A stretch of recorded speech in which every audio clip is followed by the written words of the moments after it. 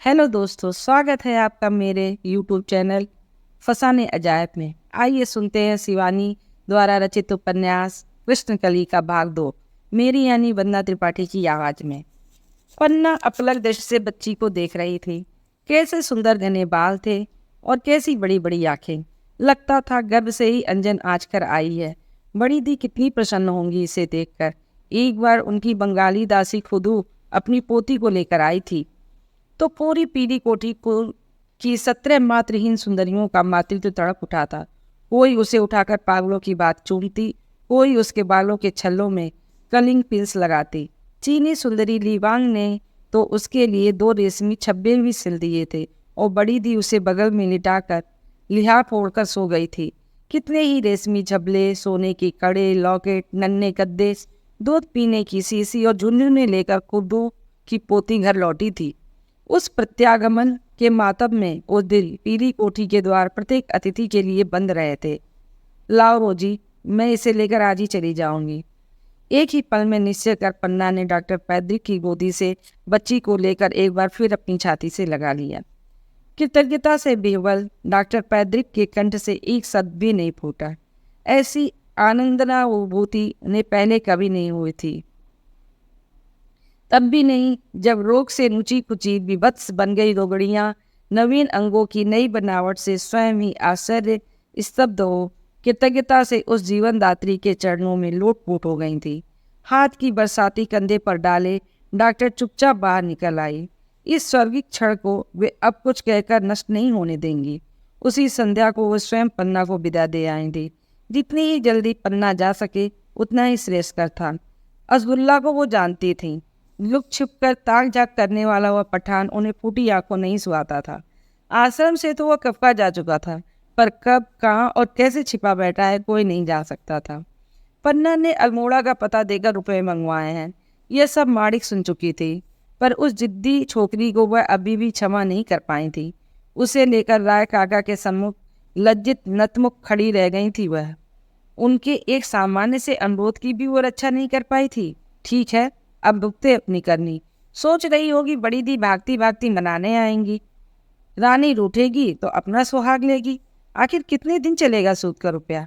एक न एक दिन तो उसे बड़ी दी की ही शरण में लौट कर आना होगा। पन्ना के अकस्मात रूठ कर चले जाने से माड़िक को कोई क्षति नहीं हुई थी, ऐसा तो नहीं था। बढ़ती बहस के चिन्ह पन्ना के अपूर्व चेहरे की कांति को तनिक भी मलिन नहीं कर सके थे। जहां माड़िक के बालों की संदिग्धता पूर्ण कालिमा देखने वालों को कुछ ही देर के लिए छल पाती, वहां पन्ना के घने काले बालों में किसी प्रकार के छल कपट की मरीचिका नहीं थी। न उस चिकने चेहरे पर कोई झुर्री ही आई थी। स्वच्छ दंत पंक्ति में पान तोकते का एक धब्बा भी पन्ना ने नहीं लगने दिया था। दिन रात कथक नृत्य की कठोर बुनरियों ने छिपछिपी गठन को इंच भर भी इधर उधर नहीं होने दिया था। शांत चेहरे पर कलुषित पेशे के धुंधले हस्ताक्षर ढूंढने से भी नहीं मिलते थे। जैसे किसी सुखी गृहस्थी की जीवित विज्ञापन से कोई लक्ष्मी स्वरूपा गृहिणी ही उनके सम्मुख बैठी हो, ऐसा ही उनके अनन्य उपासकों को सर्वदा बोध होता। किसको विदेशी तीव्र मादक सुगंध रुचती है, किस संयमी प्रेमी को मोतियों की हल्की गमक पसंद है, और कौन आबिस भोजी है, किसे वैष्णो निरामिष भोजन पसंद है, कौन उसे भड़कीली साड़ी पर दमकते चमकते पेशेवाज में देखना चाहता है, और कौन उसकी लाल पान की गरद की साड़ी मंडिता भव्य मूर्ति का उपासक है। सब कुछ उसे स्मरण रहता। इसी से उसके प्रेमियों को सर्वदा एक लंबे क्यू में खड़े रहना पड़ता। एक लाल फेल्ट में बधी डायरी में उसके सेक्रेटरी दुलाल बाबू सबके अपॉइंटमेंट की तिथि दर्ज करते जाते। केवल एक ही ग्राहक के लिए इस डायरी में लिखी तिथि का कोई महत्व नहीं था। कुमिल्ला का प्रख्यात जमींदार विद्युत रंजन मजूमदार जब चाहे तब पन्ना की पूर्व निर्धारित तिथियों में उलटफेर करा सकता था। पन्ना का उससे प्रथम परिचय राजभवन के एक जलसे में हुआ था। पन्ना के सुमधुर कंठ, अपूर्व सौंदर्य और बंकिम कटाक्षों की चर्चा उन दिनों संपूर्ण बंगाल में फैल चुकी थी। सब भ्रांत कुलीन ब्राह्मण गृहों में भी ब्रह्मोत्सव में उसे विशेष सम्मान सहित आमंत्रित किया जाता था। ओ अनाथेर नाथ, ओ अतगरीर गति, ओ अकुरेर कुल, ओ पतिर तेर पति। माघोत्सव में भावा विभोर होकर पन्ना ने गाया तो सुनने वालों की आंखों में आंसू छलक आए। क्या गुरुदेव ने यह पंक्ति उसी के लिए लिखी थी? यह उस पतिता के कंठ का जादू था या पंक्तियों का? शायद अनुपम कंठ स्वर पंक्तियों से मेल खाकर एकाकार हो गया था। पन्ना का हेडक्वार्टर तब पटना में था। नेपाल के किसी राणा ने उसकी माँ के लिए एक दर्शनीय कोठी बनवा दी थी। बड़ा सा अहाता कटहल, आम और जामुन के पेड़ों से भरा था। एक और फर्रुखाबादी जामुन, मलियाबाद के आम और मेदिनीपुर से काजू के पेड़ ला लाकर लगाए गए थे। दूसरी ओर फूलों से सुवासित उद्यान में संगमरमर के फव्वारे, बीनस की मूर्ति, पीतल के काठियावाड़े हिचको की छटा देखने दूर दूर से पन्ना की माँ के विदेशी अतिथि दिन रात आते रहे। पन्ना की माँ का नाम था मुनीर। देखने में असाधारण रूपवती न होने पर भी उस रोबदार पेशेवर महिला का सर्वोच्च विदेशी समाज में उठना बैठना लगा रहता था। उसके मांसल कंठ की त्रुटिहीन अंग्रेजी सुनकर बड़े बड़े भारतीय अफसर दंग रह जाते, जिनके हाथ में देश की सत्ता थी। उस ललमुही जाति को जीतने से पहले उनकी भाषा सीखनी ही होगी, यह मुनीर भली भांति समझती थी। दो दो गवर्नेंस एक साथ रहकर उसने उस भाषा की सरस्वती स्वयं ही अपनी जिह्वा पर खोद कर रख ली। विदेशी समाज का कोई भी जलसा क्यों न हो, मॉडर्न पार्टी या लाट साहब की पिंग स्टिंग पार्टी का खेमा, पोलो प्रदर्शन या लाट की मीम का बाजार, गहनों से जलमलाती पान के बीड़े से ऊंचे कफोलों को कुछ और ऊंचा उठाए मुनीर के मेजबान की कुर्सी से सटी बैठी रहती। उर्दू, हिंदी और अंग्रेजी तीनों भाषाओं पर उसका समान रूप से अधिकार था। एक बार उसके विदेशी प्रेमी डिकी ने उसे हंसी हंसी में बेगम समरू कहकर पुकारा तो वह भड़क उठी थी। It is not a compliment Dicky, उसने कहा था। क्या तुम नहीं जानते बेगम समरू देखने में कैसी थी? एकदम साधारण। और क्या तुम चाहते हो कि बेगम समरू की बात मैं भी अपने विदेशी प्रेमियों को ठोकर मारती फिरूं? डिकी दंग रह गया। इतिहास, भूगोल, आयुर्वेद, ज्योतिष सब कुछ पढ़ने के लिए समय कहाँ से मिल जाता था उसे? तराई में कहाँ बड़ा गेम मिल सकता है। इस झील की मुर्गियाँ और बतखें प्रसिद्ध है, सब कुछ जानती थी वह। यही नहीं, उसकी बनाई कॉकटेल के एक एक अमृत स्वरूप बूट के लिए कितने ही समृद्ध विदेशी अहमवादी घुटने जमीन पर टेक कर रह जाते। छोटे से कद की गुदगुदे हाथ पैर वाली वह गुड़िया सी प्रौढ़ा निकट आने पर भी 15 वर्षीय किशोरी सी दिखती। मुनीर की 3 पुत्रियां थी। बड़ी माड़िक, जिसकी छोटी नाक, छोटी आंखें और सामान्य सी बात पर होठों पर थिरकने वाली हंसी की एक रेखा अपने राजवंशी पिता राणा से मिलती थी। बाप की दुलारी और माँ की मोह लगी माड़िक स्वभाव से ही क्रूर, जिद्दी और अहंकारी थी। दूसरी थी हीरा। नाम के विश्वरूप रूप प्रदान कर विधाता ने उसके निश्चय ही एक क्रूर प्रयास किया था। माँ ने उसके जन्मते ही घृणा से मुंह फेर लिया था। छी छी, रंग था कि एकदम आबनूस, घुंघराले छोटे छोटे बाल, चिट्टी फैली नाक और मोटे लटके होठ। उसी को लेकर राणा और मुनीर के संबंध सदा के लिए टूट गए थे। राणा अपनी 3 रूठी रानियों को मनाने स्वदेश चला गया। यह लड़की मेरी नहीं है, वो गरज गरज कर चीखता रहा। आखिर उतार आई ना तुम अपने जात पर? क्या मैं इतना मूर्ख हूँ जो ये भी नहीं समझ पाऊँ कि इसका बाप कौन है? मुनीर एक शब्द भी नहीं कह सकी। कहती भी क्या? लाट साहब की बेटी दामाद उसके अतिथि होकर आए तो उनके साथ आया था उनका रावण सी देह और महिषासुर के से चेहरे वाला भयानक हफ्सी भृत्य रॉबी। ऐसा डरावना चेहरा कि अंधेरे में कोई देख ले तो भय से मूर्छित होकर गिर पड़े। और आह, क्या गला था उसका! अपने भारी मांसल कंठ से उसने beep no more my lady और बीप नो मोर टुडे गाया तो मुनीर सिसकियां लेकर रोने लगी। यही गाना गाता था उसका प्रथम विदेशी प्रेमी। नीली आंखों और सुनहले बालों से मंडित सुबह व्यक्तित्व का स्वामी एंथनी। 18 वर्ष की सुंदरी मुनीर ने इसके उमड़ते प्रमोदत में पहली डुबकी इसी विदेशी के साहचर्य में ली थी। कैसे उसे अपने साथ विदेश ले जाएगा? कैसे विदेशी में उसके सौंदर्य और सौभाग्य को देख जलबुझ कर मर जाएंगी? सुनती मुनीर आनंद विभोर होती। पर एक दिन उसकी कल्पना के यूटोपिया को स्वयं एंथनी ने तोड़ फोड़ कर किसी बैरन की इकलौती पुत्री को ब्याहने विदेश चला गया। जीवन की उसी प्रवेशिका में अनुत्तीर्ण हुई थी मुनीर। इसी असफलता ने उसके पेशे का प्रथम अनिवार्य पाठ पढ़ाया। उसके पेशे में लज्जा, क्षोभ एवं पश्चाताप के लिए कोई स्थान होने का प्रश्न ही नहीं हो सकता था। धोखा, फरेब और निर्लज्ज आचरण तीनों ही उसे चोटी पर पहुंचा सकते थे और वह पलंग झपकते ही एक दिन उस चोटी पर पहुंच गई। हफसिन सी हीरा 3 वर्ष की भी नहीं हुई कि मुनीर ने बनारस के हरिश्चंद्र घाट के पास अपने विदेशी मित्र के सजे धजे बजरे में तीसरी पुत्री को जन्म दिया। अपने नवीन विदेशी प्रेमी के साथ वह जिद कर काशी के प्रसिद्ध बुढ़वा मंगल के मेले में गई थी। तीसरी पुत्री का गौर वर्ण, नीली आंखें और सुंदर सुनहले केस देखकर वह अपनी बदसूरत मझली पुत्री के जन्म की सारी व्यथा भूल कर रह गई थी। इससे सुंदर तोहफा उसके पैसे को और मिल ही क्या सकता था। एक तो पुत्री उस पर सुंदरी, एक इसी सौंदर्य की लाठी टेकती वह ऐस आराम से अपना बुढ़ापा काट सकती थी। इसे सब देखते ही जान लेंगे कि इसका पिता कौन है। ध्यान रखना मुनीर, कहीं लाट साहब की नज़र इस पर पड़े, मेरी नौकरी चली जाएगी, समझी। तुष्टता से मुस्कुराकर रॉबर्टसन ने मुनीर की गुदगुदी हथेली चूम ली थी। लाट साहब का मनचला एडीसी अपने मोहक व्यक्तित्व और रंगीन तबीयत के लिए यथेष्ट ख्याति अर्जित कर चुका था, किंतु ऐसा उदार और प्रेम कला में पटु प्रेमी मुनीर को आज तक नहीं मिला था। इसी से वह उसे सहज में छोड़ना भी नहीं चाहती थी।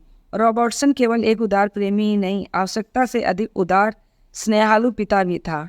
जितनी बार वह आता उतनी बार पुत्री के लिए उसकी सुकुमार देह से भारी भारी गहने गढ़वा लाता, पर पिता का यह लाड़ पन्ना को 4 ही महीने मिल पाया। उस सुदर्शन खलकामी विदेशी की बाहों में केवल यही संतान नहीं खेली थी। उत्तर दक्षिण पूर्व पश्चिम विभिन्न दिशाओं में उसकी नीली आंखें और सुनहले बालों की कई संस्करण सृष्टि हो चुकी थी। धीरे धीरे उसकी दुष्कीर्ति की कहानियां एक दिन उसके प्रभु के कानों तक पहुंच गईं। अनुशासन प्रिय कठोर हृदय लाट साहब ने उसे कुछ ही घंटों में भारत छोड़कर चले जाने का आदेश सुनाया। और एक बार फिर मुनीर की तीसरी पुत्री भी समृद्ध पिता के रहते ही पितृहीन हो गई।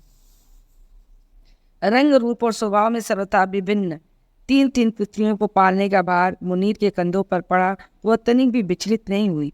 उनके लालन पालन में वह रियासती रानी राजवाड़ों की परंपरा निभाने लगी। ये तीनों मेरे 3 ICS बेटे हैं, वो बड़े गर्व से अपने नवीन प्रेमी ब्रिटिश रेजिडेंस से कहती। ये ठीक है कि हीरा सुंदरी नहीं है, पर काले रंग पर तुम विदेशी कैसे मर मिटते हो, यह मुझे पता है। एक दिन इसका यही काला रंग इसे तुम्हारे समाज में हीरे के मोल बेचेगा।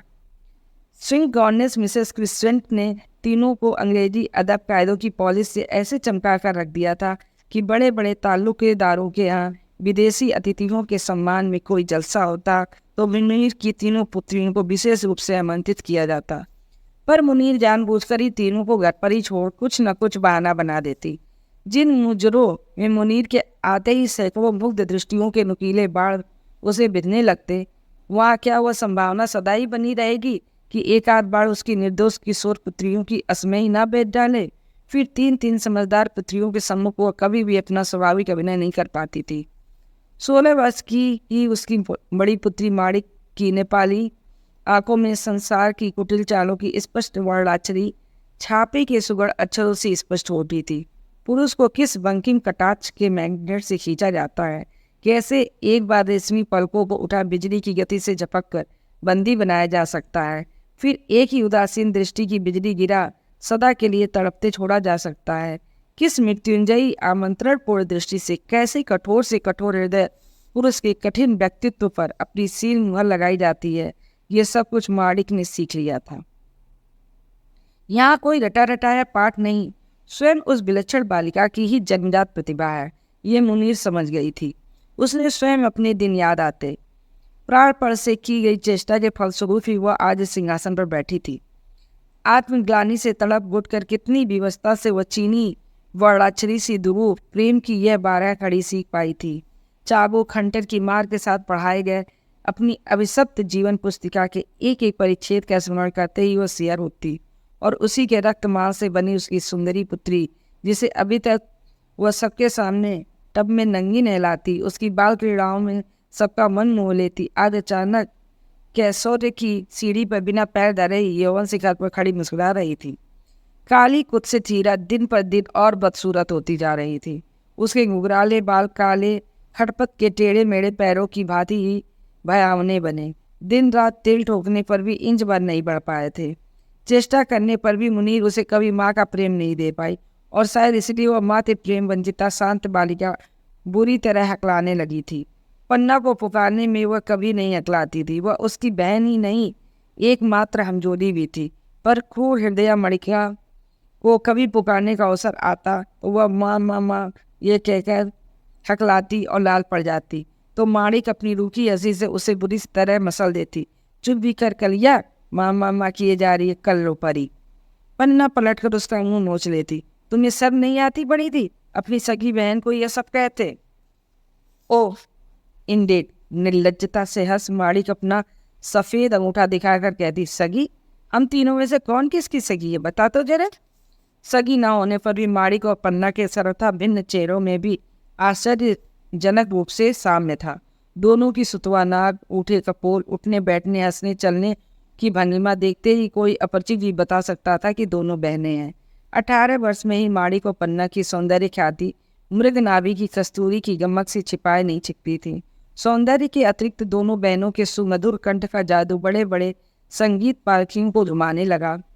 बचकाने कंठ से गाई गई दुरु ध्रुपद दुबार की आड़ी चौगुन लयकारी उन अनाड़ी विदेशियों को भी मंत्रमुग्ध कर देती, जिन्हें संगीत की 12 कड़ी तक नहीं आती थी।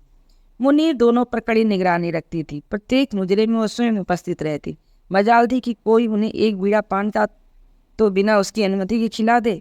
अपने पेशेवर हमदोनियों के स्वभाव पर उसे रत्ती भर भी विश्वास नहीं था। क्या पता कोई कभी ईर्ष्यावत उसकी कंठ की दोनों जादूगरनियों को पान के बीड़े में ही कांच या पारा पीस कर खिला दे। काम इतना बढ़ गया था कि मुनीर पुत्रियों सहित दिन रात लॉर्ड कमिश्नर के से दौरे पर बाहर ही रहती। एक बार ऐसे ही एक तालुकेदार की पुत्री के विवाह में मुनीर तीनों पुत्रियों को लेकर जा रही थी। इतने वर्ष बीत जाने पर भी पन्ना उस भयावह रात को नहीं भूल पाई थी। सामने आती साइकिल पर सवार 3 सवारियों को बचाने में कार में बैठे 3 प्राणियों की आहुति देनी पड़ी थी। राजा साहब का ड्राइवर, मुनीर और हीरा। पलक झपकते ही सब कुछ हो गया था। कई दिनों तक पन्ना माँ के रक्त से सनी दे हीरा का खप्पर सा फटा माथा याद कर नींद में चौंक कर चीख उठती। बड़ी दी उसे अपने पलंग पर खींच छाती से लगा लेती। क्यों रोती है पन्ना, अम्मा चली गई तो क्या हुआ, मैं तो हूँ। और सच, बड़ी दी ने कितनी स्वाभाविकता से माँ का आसन ग्रहण कर लिया। जिस पटुता से उसने अम्मा का व्यवसाय संभाल लिया, उसे देखकर घाक कारिंदे भी दंग रह गए। मुनीर की अनुपस्थिति में दोनों नादान किशोरियों को उंगली पर नचाने की उनकी समग्र योजनाओं पर तुषारापात हो गया। वहाँ तो बित्ते भर की माड़ी उल्टा उंगलियों पर नचाने लगी। पुराने ग्राहक पुरानी दुकान की नई साज सज्जा, चमक दमक, सुरुचिपूर्ण व्यवस्था देखकर परम संतुष्ट थे। त्रुटिहीन सेवा के उत्तरोत्तर दाम चुकाने में उन्हें किसी प्रकार की आपत्ति नहीं थी। यही नहीं, कभी कभी तो अतिथियों की संख्या अकस्मात ही इतनी बढ़ने लगी कि व्यवसाय पटुमाड़ी को अपने विदेशी अतिथियों की परिमार्जित रुचि का विशेष ध्यान रख चीनी, जापानी एवं बर्मी परिचारिकाओं की नियुक्ति भी करनी पड़ी। उनके कुटिल मस्तिष्क की कुचालों और दिन रात की कलह से कभी कभी पन्ना उब उठती, पर माणिक अपनी उन दर्शनीय कठपुतलियों को बड़ी चातुर्य से नचाती, उठाती, गिराती रहती। अब वह स्वयं बहुत कम बाहर जाती थी। बड़ी अनिच्छा से ये पन्ना ही को रियासती यजमानों को निभाने इधर उधर जाना पड़ता। ऐसे ही एक जलसे में पन्ना का परिचय विद्युत रंजन से हुआ था। युवा विद्युत रंजन इंदौर के राजकुमार कॉलेज का प्रतिभाशाली छात्र रह चुका था। पिता थे बंगाली की एक छोटी सी रियासत के राजा थे और माँ थी सौराष्ट्र की काठी वंश की राजकन्या। विलासी पिता का स्वभाव एवं माँ की अनुपम लंबी चौड़ी सुगठित देह ही विद्युत रंजन को विरासत में मिली थी। पन्ना को पहली दृष्टि में देखकर विद्युत रंजन मुग्ध हो गया था। माँ के भय से वर्षों तक प्रणय का आदान प्रदान लुक छुप कर ही चलता रहा था। कई महीनों तक पीली कोठी में पड़ा रहता, किसी को कानों कान खबर नहीं लगने पाती। पर एक दिन न जाने कैसे दबंग चतुर माँ के छिपे गेस्टापो उसे पकड़ ले गए। रातों रात दक्षिण की किसी बड़ी रियासत की सावली राजकन्या से उसके फेरे भी फिरवा दिए गए। पर नवेली बहू की दक्षिणी आंखें, सावला सलोना चेहरा और माँ का कठोर अनुशासन भी विद्युत रंजन को बहुत दिनों तक नहीं बांध सका। जहाँ जहाँ पन्ना जाती वह उसकी छाया बना घूमता फिरता। कभी कभी माणिक पन्ना की अल्प बुद्धि पर झुंझला उठती। इस पेशे में भला एक ही व्यक्ति से ऐसे बंद कर काम नहीं चल सकता। तेरा प्रेमी तो किसी राजनीतिक दल का नेता भी है न री, फिर वह क्यों नहीं समझता? उसका और हमारा पेशा तो बहुत कुछ एक सा है, माणिक कहती। विद्युत रंजन बड़ा ही दूरदर्शी व्यक्ति था। वो जान गया था कि एक न एक दिन लाल मुँहे सत्ताधारियों को सोने की चिड़िया का मोह त्याग कर अपने यूनियन जैक का ही कफन ओढ़ना होगा। इसी से उसने विदेशी वेशभूषा का 6 साल से ही त्याग कर खद्दर के धोती कुर्ते का परिधान ग्रहण कर लिया था। पहले दिन वो बगले की पंख सी सफ़ेद मोटी धोती कुर्ता और जवाहर कट बास्कट पहनकर आया तो माणिक ने उसका उठना बैठना दुभर कर दिया था। लो, 70 चूहे खाकर हमारी पन्ना का पिल्ला आहज करने जा रहा है। मियाँ, ये टोपी तो रहने ही दी होती। सारंगी की गज में उसकी नुकीली टोपी को उसने ऐसे लटका लिया जैसे मरी चिड़िया हो। पर आज उस टोपी ने विद्युत रंजन को महिमामय पद पर पहुंचा दिया था और एक बार की जेल यात्रा उसके लिए स्वर्ग का द्वार बन गई थी। उस व्यक्ति की कुटिल स्वार्थी स्वभाव को पन्ना नहीं पहचानती थी। ऐसी बात नहीं थी। वह भी जानती थी कि उसकी सोने के अंडे देने वाली बतख सी पत्नी अपनी एक एक बार के मायके यात्रा से असरफियां भरी थैलियां लेकर लौटती है। इधर 5 ही वर्ष में पति को एक स्वस्थ पुत्र एवं 2 सुंदर पुत्रियां देकर उसने अपनी गृहस्थी की नींव ठोस बना ली थी। फिर भी लाख चाहने पर भी पन्ना उसके जादुई व्यक्तित्व से संबंध विच्छेद नहीं कर पाई थी। दोनों में ठनकती तो कभी कभी पन्ना के जी में आता उसकी छाती पर चढ़कर अपने उस अहंकारी दम्भी प्रेमी का गला घोट कर रख दे, पर दूसरे ही क्षण उसके आलिंगन पास में वो अपना क्रोध, कलंक और अपमान बोल कर रह जाती। पर आज 20 वर्षों से अधिक अड़ा प्रेम का आलिशान महल दुर्भाग्य के एक ही भूकंपी धक्के से बरबरा कर गिर गया था। वह हृदयहीन व्यक्ति उसे दुर्दिन के ज्वार भाटे में डूबते उतराते अकेले ही छोड़कर कहीं दूर खिसक गया था। प्रथम यौवन के गरजते तरसते समुद्र में जब दोनों समय की पतवार दूर पटक मस्ती से डगमगाती तरनी में तैरते आधा फासला पार कर चुके थे, तब मझधार में ही तूफान का आभास पाकर कुशल तैराक कर्णधार कूद कर तैरता किनारे लग गया। रह गई थी केवल डूबती तरनी और बैर से कांपती निराधार सहचरी। 40वें वर्ष में पन्ना माँ बनेगी। इसी हास्यास्पद परिस्थिति की विड़िड़ा से वो स्वयं ही संकुचित होकर जमीन में गर्दन। कैसी विडम्बना थी! कैसे कहेगी बड़ी दी से, क्या कहेगी बड़ी दी और विद्युत रंजन। 5 महीने तक पन्ना ने किसी से कुछ नहीं कहा। उसकी सपाट शरीरी देह को देखकर कोई अनुभवी ही शायद उसकी अवस्था का अनुमान लगा सकता था, पर वहाँ अनुभव ही किसे था। उधर माणिक अपने दल बल को लेकर अजमेर शरीफ के उर्स में चली गई थी। जाने से 2 दिन पूर्व दोनों बहनों में ठनक भी गई। पन्ना के जयपुरी घराने के कत्थक नृत्य की प्रसिद्धि तक दूर दूर तक थी। माणिक की मां के एक पुराने मित्र ने फरमाइश की थी कि उनके नवासे के मुंडन में पन्ना अपना वही बहुचर्चित नृत्य प्रदर्शित करे, बालम मेरो भोलो रे मैं किस पर करूँ गुमान, जिसे देखकर उन्होंने उसे बहुत पहले शुतुरमुर्ग के अंडों के से मोतियों की माला स्वयं पहना दी थी। पर पन्ना के ने जीवन में पहली बार अपनी रौबदार बड़ी दी की आज्ञा का उल्लंघन कर दिया। नहीं बड़ी दी, इस बार मैं कहीं नहीं नाच सकूंगी, तुम रोशनी को भेज दो। क्या दिमाग खराब हो गया है तेरा? जानती नहीं कि हमारी साल भर की रसद दूध दही घी कहाँ से आता है? कितना मानते आए हैं राय काका। आज उन्हीं ने एक सामान्य सा अनुरोध किया और तू नाच नहीं सकेगी? नहीं बड़ी दी, पन्ना गिड़गिड़ाने लगी। तुम्हारे पैरों पड़ती हूँ, मुझे इस बार माफ कर दो, मैं नहीं नाच सकूंगी। क्यों री, तबीयत तो खराब नहीं कर बैठी कहीं? बड़ी दी की संदिग्ध दृष्टि ने उसके पेट की आंतों को भी जैसे एक्सरे लेकर रख दिया था। काश पन्ना ने वह अवसर नहीं गंवाया होता तो बड़ी दी से तभी खुलासा कर देती तो शायद बात बतंगड़ ना बनता। नहीं बड़ी दी, ऐसी कोई बात नहीं है, उसने कह दिया था। तब क्यों नहीं नाचेगी भला? क्या तेरे आका ने नाचने गाने की मनाही कर दी है? अगर ऐसी बात है बहन, एक लंबी सांस खींचकर माणिक ने उसे बाहों में भर लिया। तब तो उससे साफ साफ कह देना, हमारी अंचल ग्रंथि क्या एक ही पुरुष की चादर से बंधी रह सकती है? वह तो हर पल हर दिन खुल खुल कर नए नए चादर की गांठ बंधी रहती है। हम एक चादर की गांठ के साथ ऐसे ही खींची चली गई तो हो चुका। पन्ना सिर झुकाकर रोने लगी। ओह, तो विद्युत रंजन ने ही मना किया होगा, समझी थी माणिक। ग्राहक कितना ही समृद्ध क्यों ना हो पन्ना, वह अपनी अनुभवी मजे स्वर में कहने लगी थी। समझदार दुकानदार क्या उसी ग्राहक के भरोसे अपनी दुकान चलाता है? तू कुछ मत कहना, मैं बातें कर लूंगी विद्युत रंजन से। बड़े आए हैं हुक्म चलाने वाले, आधी उम्र बीत गई, अब हमें सतवंती बनाने चले हैं। पर माणिक जितनी मीठी बातों से उसे फुसलाती वह उतनी ही अकड़ती गई। अंत में माणिक का भी धैर्य खो गया। ऐसी निरर्थक बिनती चिरोरी का उसे अभ्यास नहीं था। ठीक है, और पन्ना के सम्मुख तनकर खड़ी हो गई। तुम्हें मेरे साथ रहना है तो रुद्राक्ष की माला जप कर नहीं रह पाओगी। कल ही अपने विद्युत रंजन के साथ चल दो, मैं भी देख लूंगी कैसे वो तुम्हारा अधेड़ अंगूठा पकड़ता है। 17 को राय काका के नवासे का मुंडन है, 15 को मैं लौटूंगी। तब तक तुम्हें निश्चय कर लेना होगा, या तो तुम मुजरे का बयाना स्वीकार करोगी या मेरी कोठी खाली कर दोगी, समझी? कोठी किसकी है, तुमसे छिपा नहीं है। अपना अंतिम अचूक बाण मन स्थल पर लगा देख वह अकड़ कर अपने कमरे में चली गई थी। कोठी किसकी है यह पन्ना 20 साल पहले ही जान चुकी थी।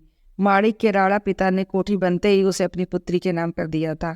शायद दूरदर्शी राणा बहुत पहले ही जान गया था कि मुनीर पर उसका सर्वाधिकार कभी सुरक्षित नहीं रह सकता।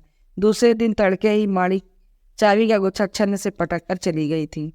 बड़ी दी को वो खूब पहचानती थी। लाख रूठे लाडली बहन का वियोग क्या उन्हें सही होगा? आज तक एक अलाप भी क्या उनके बिना ले सकी हैं? फिर बड़ी दी ने उसके लिए क्या कुछ भी त्याग नहीं किया। ढाका के प्रसिद्ध जमींदार रहमतुल्लाह बड़ी दी के दिल्ली दरबार के प्रसिद्ध मुसाहिब थे। मुनीर की मृत्यु के तीसरे ही दिन बड़ी दी के पास विवाह का प्रस्ताव लेकर आए थे। उनके लाख सिर पटकने पर भी बड़ी दी राजी नहीं हुई थी।